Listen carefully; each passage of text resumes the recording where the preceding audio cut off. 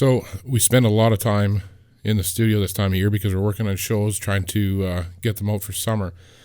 So while we're doing that, we thought we'd kind of utilize Ty while he's here. He can bring up some clips and stuff and go through some kind of average Joe management things. And by that I mean not showing a guy how to buy 6,000 or 10,000 acres of epic whitetail land, which is what I would love to do, which a lot of people would like to do. And if you can do that, that's great.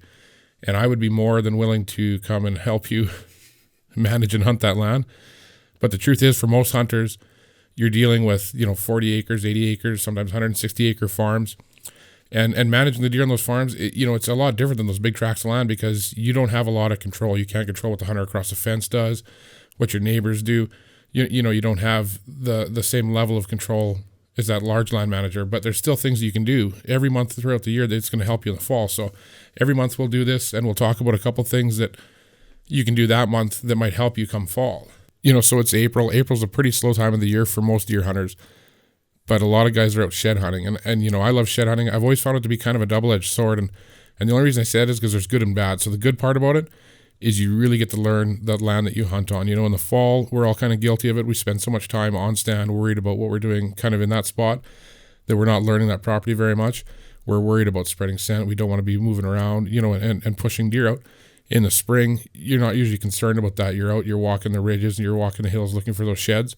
So you get a really good understanding of the property you hunt.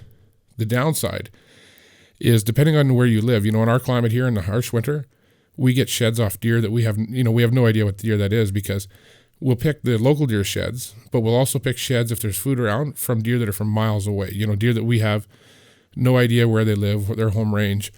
So we always caution guys, when they're shed hunting in harsher conditions like we have in Saskatchewan, when you find a big shed in your core hunting area off a deer you've never seen before, and you think that, maybe he's a ghost that just lives there.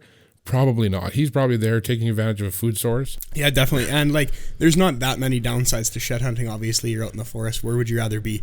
But one of the best pluses to shed hunting to me is it's generally inexpensive. Well, that's just like scouting. I mean, that's why I said the best part about shed hunting is the scouting aspect, the aspect that you're learning that property. And it doesn't matter if it's April or August or September. Scouting's always free. I mean, you just have to get there. That's all you have to do. So the other thing you can do in April, and it's a little bit more controversial, and that's feed a deer, and it's controversial because there's people on both sides of the fence on that. We winter feed deer, and we've had great results from it. There's people that don't think you should, and that's fine too. One thing that's for sure is if you haven't fed the deer all winter, you don't want to start now, because in harsh conditions, like we have here, that can do a lot of damage to them if they're not used to that feed, and if that deer's wore down, it can even kill them. But if you have been feeding them all winter, you don't want to stop now, because this is the hardest time of the year for them. A lot of people, when they think of winter kill, they think January, February, but that's just not the case. What we see for the biggest amount of winter kill is April and May. And that's because, these deer and those bucks come out of the fall, they're rutted out, they're wore down, and they're straight into a marathon, through the winter where they've got a lot less nutrition around. So when we get into the early spring, until things green up, they still have no new feed. The agricultural fields, the grasses, they're not there. So as you head into those times, that's when the deer is the most run down. When everything greens up, that deer leaves your winter feed, then you know when it's okay to kind of stop feeding. And they'll let you know, the spots that we feed them throughout the winter, in a matter of 6 or 7 days, the deer activity there will drop by 90%. And and you can see that they've headed off to more natural food sources. But feeding them in the winter, one of the big keys there is proper nutrition. We like using Big J's, BB Squared, and Deadly Dust, because they're items that are specifically designed for deer nutrition. Not anything else. They're deer feeds for deer health. So, if we've got so many deer there that we can't keep up with BB Squared or Deadly Dust, we'll just do a mix. We'll supplement that with grass and alfalfa bales or other feed, and we'll mix BB Squared in there. So we'll try to still get the deer the nutrition at the highest level that we can, that we can manage. But the key there is just to keep that deer as healthy as possible, because that deer is going to grow the best rack he can in the fall. It's only April, but the sooner that deer is back to 100% health, the sooner he's going to put more into growing his antlers. And this is the hardest, this is when they're the most run down. So this is when they need it the most. Now, nothing you can feed a deer is going to turn a 150-inch deer into a 200-inch deer. There's probably people that are going to, claim that if they want to sell you something, but it's not the case.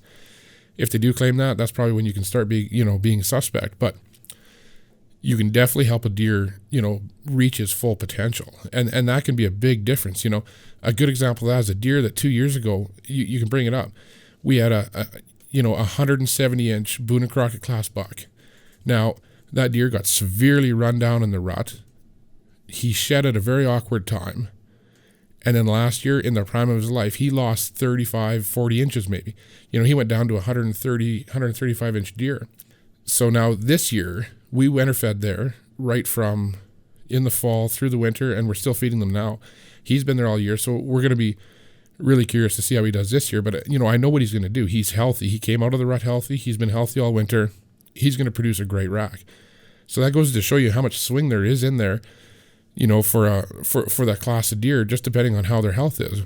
And I've heard Dean say lots too, like we target bucks, obviously, and we want to feed bucks, but there's no downside in feeding your does and keeping those deer healthy as well. No, all the deer, the healthier they are, the better your hunting is going to be, because the healthier you can keep the does, the healthier fawns are going to give birth to, and the healthier the does are in the spring, the more and better quality milk they're going to produce for those fawns.